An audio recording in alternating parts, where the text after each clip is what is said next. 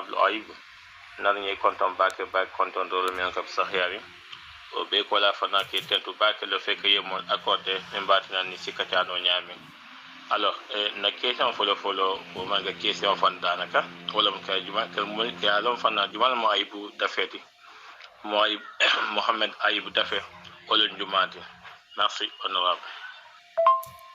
Comme synergie d'action mais mo be konton na to na konton la donc be Karamba konton na be en tout cas groupe be konton na kalten to kaljey donc contenta c'est wota ni invitation là pour en tout cas législative élection mun tambita nga apprécier ñonna nga analyser ñonna voilà donc la question follow wulon jumalon Ayib Dafeti Ayib Dafé mu sénégalais temu Sédhiou Diouti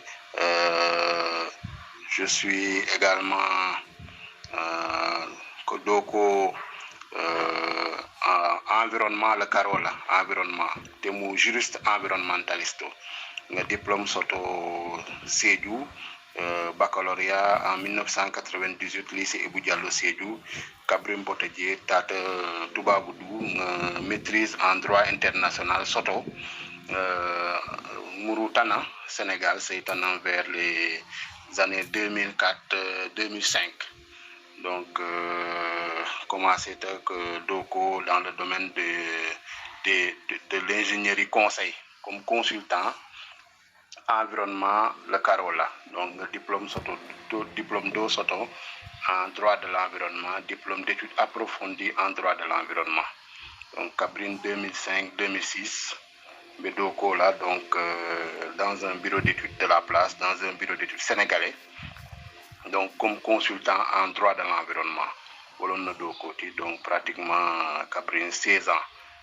sanjitan ni worawula donc Mbakan donc Domandoma donc également be politico kono donc ben PDS ne jeunesse que PDS fondinke ya que PDS comme membre de l'UJTL et membre du MEL Kabrim Bota PDS nga bokk gis-gis leke donc en tant que membre du comité directeur membre fondateur et membre secrétaire administratif des cadres démissionné en 2017 Kabrim Wolto un mouvement le créé ikatola mouvement idéal bon Ousmane Sonko soutenir en 2019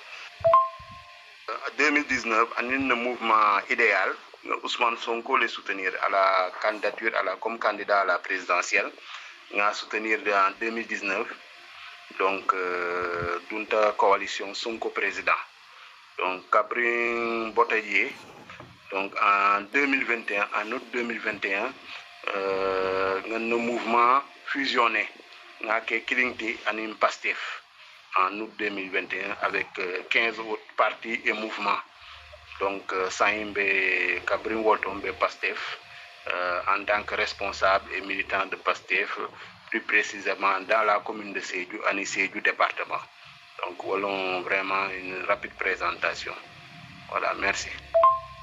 Machallah honorable vraiment le parcours riche tabac et la présentation fana machallah à la kota merci beaucoup donc la question flanja wala monti et analyse juma qui non élection même bota économique de élection législative oti vu les résultats dans le département de Sédhiou mon ami la analyse oti merci. Assalamu alaikum Karamba jandimbe analyse o kala lafta comme victoire au soto bota ni élection kayro kono fana nga mol tentu ka mol bejey mol kata tous les électeurs les populations du département de Sédhiou Kolbe donc toutes les 14 communes commune de Sédhiou commune de Sansamba commune de Marsassoum commune de Bemme commune de Djibabouya commune de Djiréji commune de Bambali, commune de Diendé, commune de Koussi, commune de Sakar, commune de Oudoukar, commune de Djannaba, commune de Djané Malari, commune de Samekanta, Mammo Nina, Mam commune Nina, donc toutes les 14 communes, commune Tanin Nani, Mumbis, une commune Tanin Nani, Momo Moulbe militant ou responsable, Nani intercoalition, Wallou Sénégal, Ani Yewi Askan Wi, Wallon Ablaye Wad le Moul, Ani Ousmane Sonko le Moul.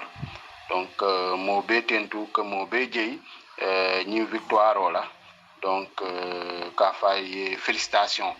Donc, be follow également le comité électoral départemental Moulalon Sankoum Sanya lon Nyaton Koti avec les vice-coordinateurs Ndeye Fatou Mané, Ani Elo Traoré, Ani commission Nyaton Kobe Mouketa également les secrétaires Yaya Djedjou, nos trésoriers, donc Bébé Tamba, Ani commission B, commission opération électorale, Boukari Djedjou Bidje, Ani Ablaye Sissé, et vraiment tous les membres, Ani une plénipotentiaire, enfin, Mouketa Cheikh Tidiane Sisseti. Donc, Fanamba, la commission moyens, logistique et finances, Tentoula, où il y a l'Oniaton Koti, Cheikh Omar Baldé, et tous les membres, la commission stratégie et programme, avec M. Boubacar Konaté, Conté et tous les membres, commission communication, Cheikh Tidiane Diédou, ainsi que tous les membres, commission jeunesse, Seydou Koetagnol, et tous les membres, commission féminine, avec Miss Diédou également, et tous les membres de la commission féminine, commission SAGE, Sonto Sissé, commission diaspora, ainsi que candidat B, Mourketa Nafi Fofana, Vieux Souleymane Traoré, Ndeye Massila, Ani Aminata Massali, vraiment, et le directeur de campagne, donc Katentou Kadjei, ainsi que le coordinateur départemental de Yewi Askanwi, à Sédou Mouketa Sadi Boudiba. Donc, Moubé Tentou que Moubé Djei, donc Moulbe Sédou, Moulbe Diaspora, Moulbe Dakar, donc Mammo Nina, vraiment Moulbe Yakatale pour que nous ayons une victoire au soto. Donc, Janimbe Duna analyse, que vraiment, que Moulbe Tentou que Moubé Djei, une victoire au lac. Félicitations. Niadje Wallon Wallouti, parce que dol voté ta Wallou, parce que consignons Wallon à Sédou, Nyanta voté la Yewi. Moulbe Wallou, Moulbe Yewi, B Nyanta voté la Yewi. Bari, donc, il est consignons respecté. Vraiment, parce que ni résultat d'IB, donc il calon que vraiment le message est passé, sensibilisation qu'est-ce Bari Dol, quand même, il votait à Wallou. Donc, c'est Wallou qui est sorti troisième avec 880 voix. Donc, Moulialon Wanyama. Donc, Wallon résultat. Donc, c'est vrai que performances sont longues. Bari a manqué hasardi parce que Niadje, Mouné ni intercoalition Sabou, Wallon analyse des résultats des locales. Parce que Nintata au niveau des locales, au niveau du conseil départemental, nous sommes presque Yewi Askanwi avait eu presque 10 000 voix. Donc Wallou avait eu 7 500 et quelques voix. Donc ni résultat Kafou Nyoma, Wallou ni Yewi, il y 17 500 et quelques voix sotola. Donc Wowato Benno Bokk Yakaar, qui avait gagné les élections départementales, avait 18 751 voix. Donc, ni résultat Yewi ni Wallou Kafounionna. Donc, on avait besoin pour rejoindre Benno Bokk Yakaar de 1276 voix. Donc, alhamdoulilah, Kabring ni intercoalition ke. Donc, on a pu quand même que le résultat Mouketa Yewi ani Wallou Kafounionna fédérer les forces pour avoir en tout cas ces 19 700 voix qui nous ont permis de devancer la coalition Yewi Askani. Mourialon, et le résultat, en tout cas, il reculait donc il y a 16 000 voix soto, au contraire des élections départementales où ils avaient eu 18 700 voix. Donc, au niveau de l'intercoalition, nous, nos résultats ont augmenté. Wole Yatina, donc victoire au Soto au soir du 31 juillet. Donc, Benno Bokk Yakaar devancé de près de 3500 voix dans le département de Sédhiou. Et également, on a gagné Benno Bokk Yakaar sur 11 communes. Communes Tanni, communes, 11 communes sur les 14. Donc, donc c'est ça la situation. Donc... Merci beaucoup, honorable. Donc, vraiment, la question qui a été posée au mot et analyse du marqué pour nous réussir sur le département. Mais quand même, franchement, réponse je me dis là, on a fait et mon bien fana. Maintenant, la question n'a pas menti ou bien sabon menti au mot. Historiquement, mon cas aussi du département, le pouvoir toujours ni dans l'élection pouvoir de Fintédier en première. Mais pourquoi maintenant cette fois-ci Sédhiou a pris en tout cas sa décision, même maintenant il a voulu, en tout cas il a accepté de sanctionner le parti présidentiel ou bien la coalition présidentielle que voter en faveur d'une opposition, mais c'est une première dans l'histoire politique de Sédhiou département. Pourquoi? Nous expliquer. Assalamu alaikum. Karamba, yemu fo tonyalo. Nous premier rôle, donc Nyanta ça fait vraiment Sédhiou le tariho. Donc Nibe Sédhiou tariho fola vraiment la date du 31 juillet, Nyanta ça fait là en lettres d'or. Ngamira Moune Keta c'est vraiment condition Diama les Benta follow ngamira nga fo kaba wolon intercoalition ni mécanisme munketa intercoalition à travers le listro départemental nga ke kilinti donc parce que nga kambeng entre les principales forces de l'opposition moulié en tout cas mulbe opposition kono moulié sembo soto walié ke kilinki donc walié kambeng wolé keta ni élection législative parce que jama parti au pouvoir que gagné les mais a gagné dans le système il faut raw gardu donc a beaucoup majorité absolue soto bari a majorité relative au soto bon ni dans carte killing rek aka bireta donc wala keta ni élection locale mais ni élection législative ni mécanisme trouvé mun keta intercoalition au niveau des listes départementales wali ala nafa warta baké et ça a fonctionné au niveau du département de Sédhiou. Ensuite, Foulandia Ongamira, population vraiment, il y a yeltalé par rapport au bilan de bilan de Benno Bokk Yakaar parce que moul Benou Assemblée nationale y Benno Bokk Yakaar représenté y Sédhiou département représenté y ñin législature Ongamira mo beyaje vraiment immense Sédhiou face à il n'a pas manwara bake ni assemblée nationale kono ani scandalo munketa passeport diplomatique Carola ça conduit vraiment à ce que les Sédhiouis optent pour le changement.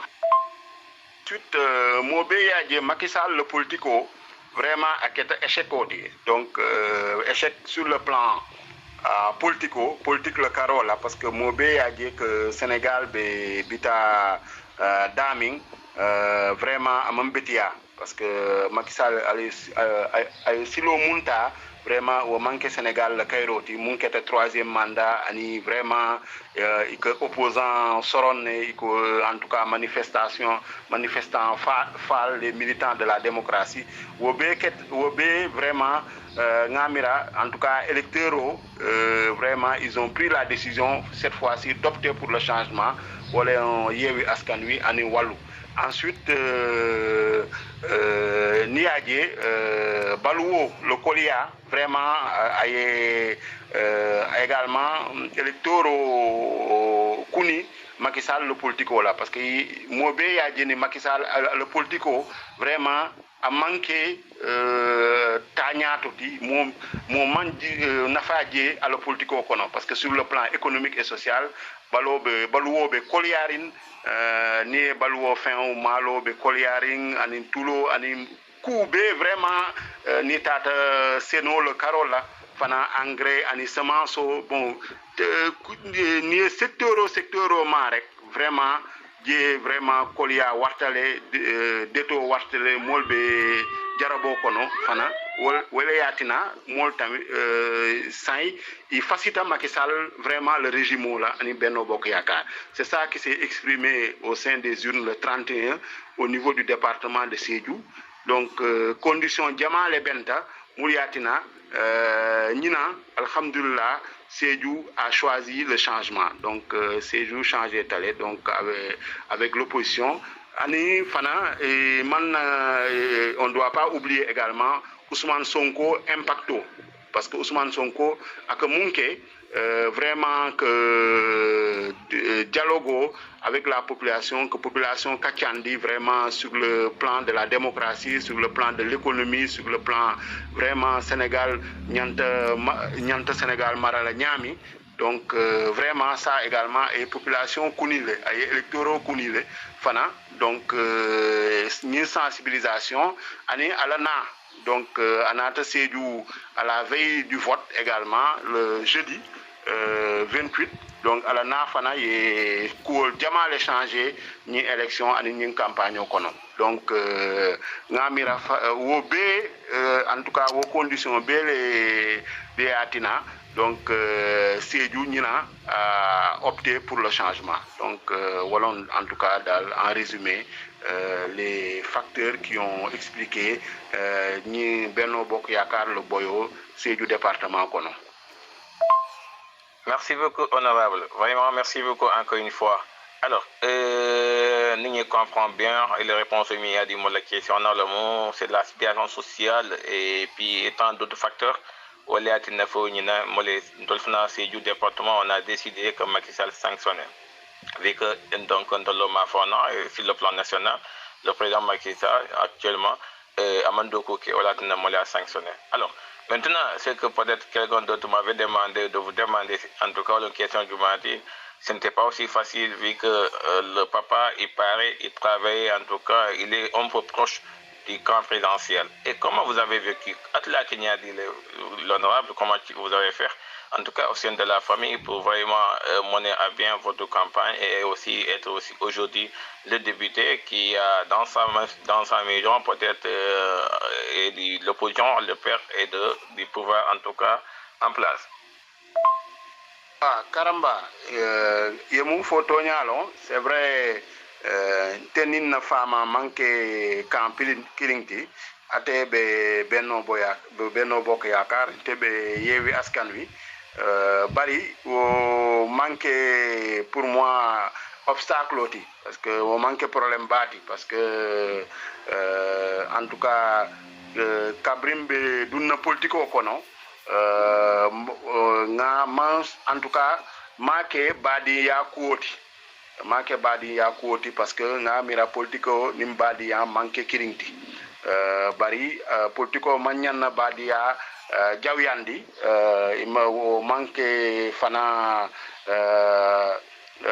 manyanna fana iteni le fama na manke kan kiringti nyanta bunya nyanta mundila yadi ani khorma nyanta mundila yadi bari momo ni le choix momo ni le conscience ani momo ni le liberté ni le miro ngamira wolon politico di na dieroti donc ngamira wo manque problème bati bon parce que muko ne politico ni yaje muko mo en tout cas muko mo attaquer muko attaque personnelle OK parce que na badi un siatal ni yaje ni tata Benno Bokk Yaakaar Oumar Kanté mun na cousin oti atelon à deuxième adjoint au maire de Sédhiou ani dol mun bitanti wolon ofti ñol siatale Benno Bokk Yaakaar manke na famati dron Pape Diallo ñol mun keta adjoint au maire ti ou be mun bitanti nga dol soto mun c'était mes collègues en tout cas au niveau du PDS ibe Benno Bokk Yaakaar ngamira wo manque problème bati na miro na diero puisque nous on a grandi dans cette atmosphère là de pluralisme en tout cas de liberté d'esprit dans la famille quoi la famille au kono donc wo meta jile Donc, mais on doit toujours dans le respect que Mol Bounia, que Alpha Bounia, que Alpha Horma, donc que politico kana badia tinya nga mira wolon en tout cas na jeroti wo karola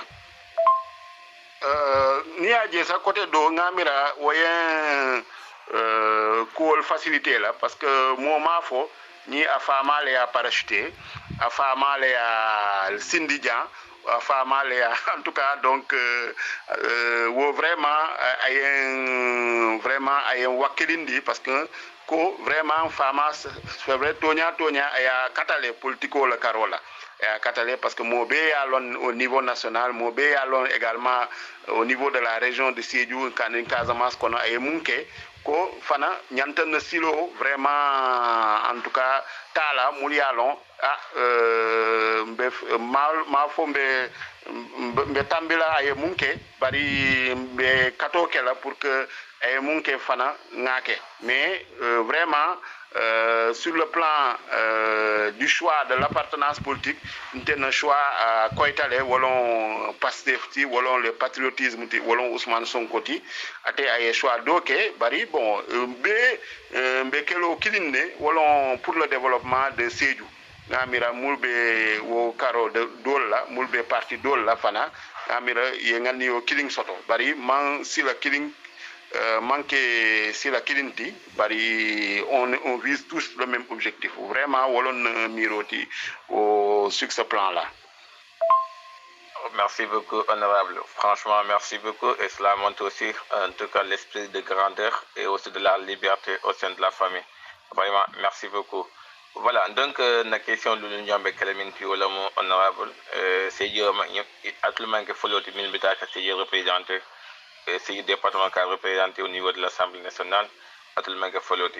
Donc, avant vous, à ce 2014, mais moi, comme il faut, en tout cas, rarement, et que c'est le député du département de C, bien sûr, que c'est le co-représenté dignement à l'Assemblée nationale.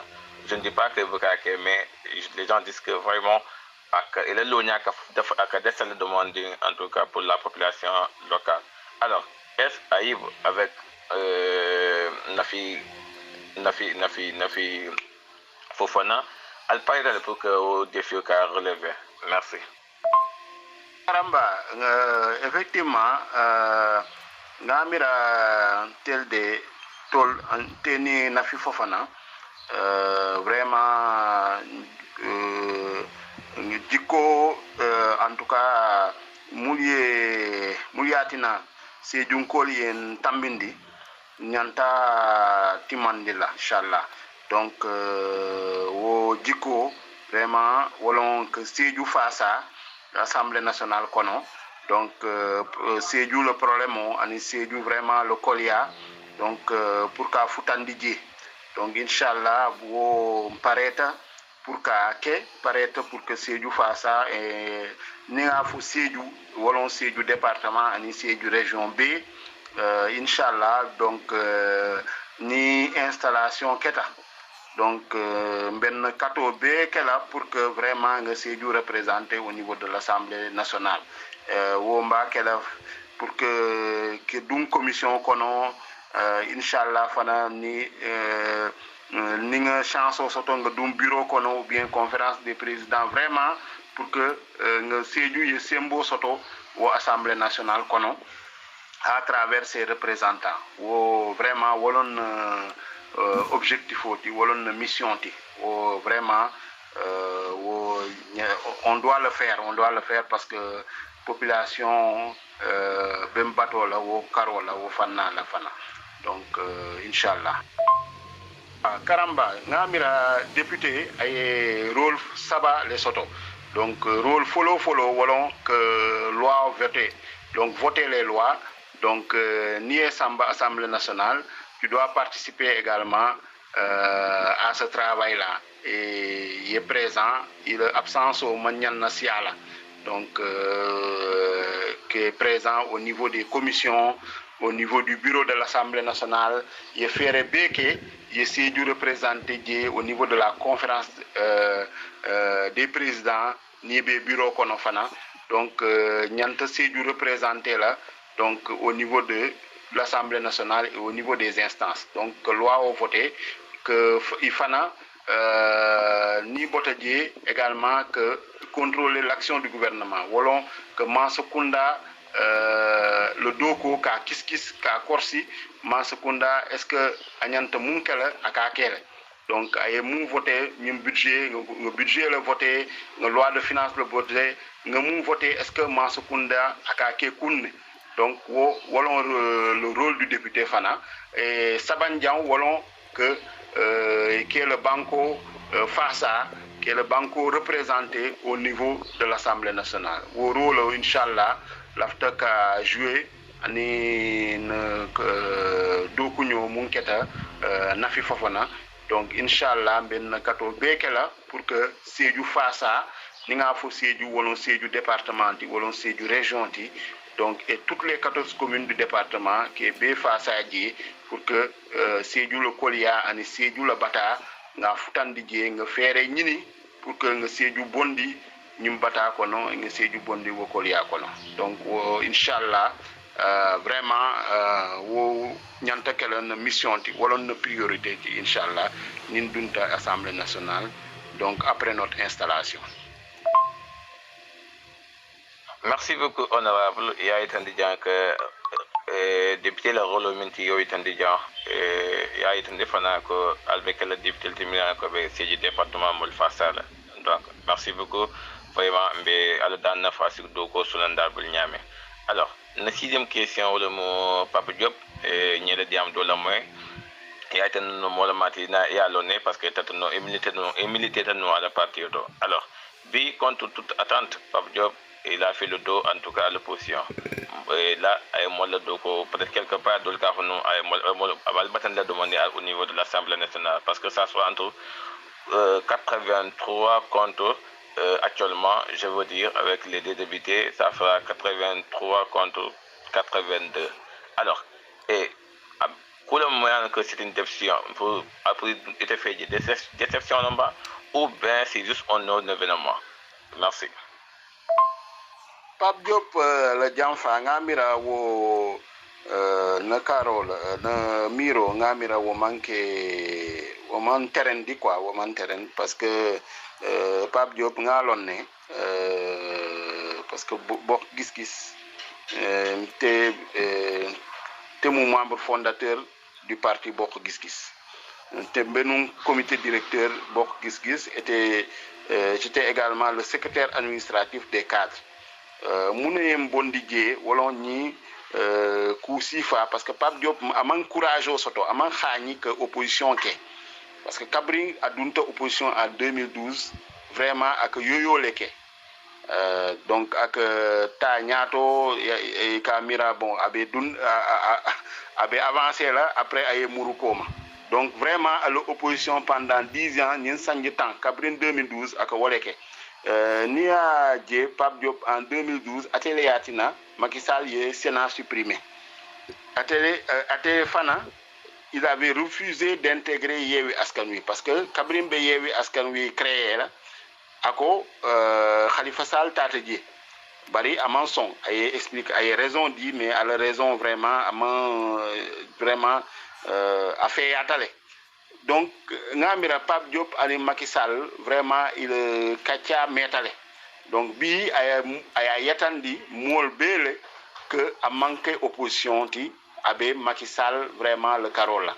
Donc vraiment ça a le mérite d'être clair et pour moi ça a clarifié le jeu politique parce que mo jama be nous opposition kono bari il manquait opposanti. Ousmane Sonko la foi. Donc dernièrement ay makan nati mais vraiment volonto ñati parce que yoyo siatale double jeu fana siatale ni opposition kono donc une situation ça a vraiment le mérite de clarifier le jeu politique ça a le mérite de montrer qui est dans l'opposition et qui ne l'est pas parce que actuellement ngamu vraiment njikita munna wolon ngamu soto les 56 députés ou les 54 députés de Yewwi Askan Wi ani mulbe walu walon 80 députés donc vraiment wo ngamira wo be opposition la bari yé wo député Dol wo député Saba Pape Diop tatale atata Maki Fédié donc ça fait avec les 82 de Benno Bokk Yakar avec la 83 wo fula muntuta wolon alas qui Thierno Alassane Sall woko abe opposition ani wodo Pape Djibril Fall wo mo malon follow parce que il follow be ils sont dans les non inscrits donc il est dans les non inscrits ngamira donc Pape Diop donc vraiment a manqué coup moyalon vraiment à un terrain dit quoi parce que ngalon cabri bon vraiment plusieurs années à la démarche au mankoy à la ligne de conduite au mankoy fana say ay molbe ya lonne sans Pape Diop Moumouneti, donc du malon Pape Diop donc à mon courage surtout à mon khani opposition là parce que Macky Sall y a menacé nous créer de poursuite à travers la créer ngamira wo wala yatina ñimma législature au passé amanta assemblée nationale bari aman khani qui démissionné et il est resté près de 5 ans à ne pas occuper son siège alors que na démissionné tonune c'est son suppléant Moussa Diakhaté qui est son porte-parole qui a le qui mais il paraît que Molka Eko il a démissionné parce qu'à Mankoy immunité parlementaire avec toutes les poursuites de la CREI wala yatina ñim Pape Diop vraiment donc en tout cas sa décision ne m'a pas surpris. Ok, merci beaucoup honorable. Je pense que Pape Diop pour Émile Londier, il avait fallu. Et merci beaucoup, vraiment. Notre dernière question, Olbe Kelamonti, l'Aftaké Geninga Fana, honorable. Il est conseil du mal d'une responsable parce qu'aujourd'hui, quand on gagne, malheureusement, il faut. Et certainement, l'élection niveau d'Akondol Kana, et surtout, nous préparons pour les élections de 2024. Alors, cette fois-ci, la coalition Yéo Askani a gagné dans le département de Sédhiou. Et au Aki au moyen à maintenir là. Mais comment y a maintenir là? Donc les gens ont besoin de votre conseil. Même maintenant, il faut Aki au financement maintenir nous, surtout dans le département de Sédhiou. Même maintenant, élection Menka, ben de fana ba gagner nous le département kono. Donc voilà ma toute dernière question. Je pense que mais kafofna et la mol malfana ne modèle comme sur les simil là non direct. Tant mieux. Merci. Barka Karamba, ngamira mbe mbisalo en tout cas employer une image là ngamoy tout à l'heure at ki la fo Aliou Fati ako bolon télé nga ba télé mune tuta wolon fanka soti donc ni nga image ota bolon wolon élection locale ba wolon élection législative o fanka so wolon ni élection présidentielle parce que mbe régime mun kono régime présidentiel lolo donc ni élection il wolé importance soto wo beti donc wolon élection présidentielle en 2024 et nyanta ka préparer kunne donc wo yamaro lafta mun di la nyaton koti mun keta les responsables au niveau du département wolon que Kambeng follow donc vraiment ning Kambenta comme nga ke nyami ni élection législative ni des résultats beto sotola donc wolon follow premier conseil ensuite organisation wolon vraiment nga commencé celluloto cellulo nyanta lola dami nga lodje cellulo lodje également section au niveau des sections communales, organisation CAFU, au niveau de la coordination départementale également, organisation CAFU. Donc, ni yewi askan wi fana nga vraiment nga muta bulu fulale. Donc, et vraiment organisation CAFU au kono. Donc, au niveau de la coalition yewi askan wi, ani nin dynamique au munketa intercoalition yewi ani walu wo fana vraiment nga muta. Donc vraiment symbole diala pour Kanadjanja donc pour maintenir vraiment l'unité et l'organisation donc wolon vraiment nos conseils et ni organisation nyanta kala fana au sein du parti au niveau national wolon au niveau national les instances parce que alia lonne kabrin fusion keta donc en août 2021 nga texte couteau les soto donc wolo keta patriote africain du Sénégal pour la transparence, l'éthique et la fraternité. Ça, c'est le nouveau Pastef. Pastef Kuto, les Wuluta, au Pastef Kuto, donc, Agnante organe Kuto Sotola. Donc, Moulialon, ou bureau politique aussi. Donc, on a copies remplacées là, ani ngamira conseil national, au bureau politique ani au conseil national, il y a l'eau là, il y a organisé là pour que parti le tamanya vraiment ay sembo soto parti eta nyato vraiment parti yirwa. Donc, ngamira wolon conseil vraiment unité organisation. Wala keta mobilisation ti donc ñanta mobilisation kafula mo be fanka mo be wakili ngan teo city pour que lafta munna 2024 nga soto donc ta soto la nin sita wala nimbe sino la mais mba soto la nin vraiment wiltale nin wakilta donc inshallah avec la détermination le courage donc qui détermine vraiment les militants de PASTEF, aussi bien au niveau des instances mixtes, ensuite au niveau des instances de femmes, donc Tentou Keidjei, Moulketan responsable des femmes au niveau du département, Madame Koli, elle a installé des instances, des structures partout, donc a encouragé qu'à Tentou Keidjei, Ani Mouketa Miss Djejuti Fana, qui est la responsable du Mojib au niveau du zone sud, Tentou Keidjei, parce qu'elles font également, elles abattent un travail très important. Mais Mouketa, en tout cas, fonding le Carole Fana, moi la jeunesse, Mouketa Cheikh Elhaj Omar Balde Niol, au niveau du département, qui est l'organisation CAFou, vraiment, qui est l'activité CAFou, parce que ils ont un rôle capital à jouer sur l'inscription des primo-votants. Donc, il y aura des milliers et des centaines de milliers de primo-votants. Il faut que, impérativement, nous devons pour que Wolié Tara, liste électorale au Kono. C'est eux qui vont permettre vraiment de faire pencher la balance, malgré les fautes, malgré les bourrages des urnes. Donc, avant ce Sotomoulialon, Macky Sall, en tout cas, ou Moulbe présenté là, en 2024 au niveau de Benno Bokk Yakaar, ils ne pourront pas, en tout cas, atteindre Ousmane Sonko, parce que l'objectif au Nyantakela, Ousmane Sonko, il est majorité Soto dès le premier tour. C'est possible. Ni résultat d'IB, ni résultat élection législative, ni doko kafu, ni organisation kafu, ni unité kafu, ni mobilisation kafu fana. Inch'Allah, wo bekela en 2024. Donc, wolon yamaroti, wolon conseil oti au niveau pour tous les responsables que molbe tentou que molbe djei. Donc, vraiment pour le travail abattu. Donc, molbe encouragé. Donc, Muntuta. Donc en 2024, pour que nous objectif qu'il faut atteindre, c'est gagner la présidentielle en 2024. Au niveau de l'aspect les moyens financiers, moyens logistiques, une organisation, c'est vraiment si on réussit le défi de l'organisation, ni yatara organisation au niveau des cellules, au niveau de la section, au niveau des coordinations, au niveau du parti, au niveau de la coalition et de l'intercoalition, Moulbetouta,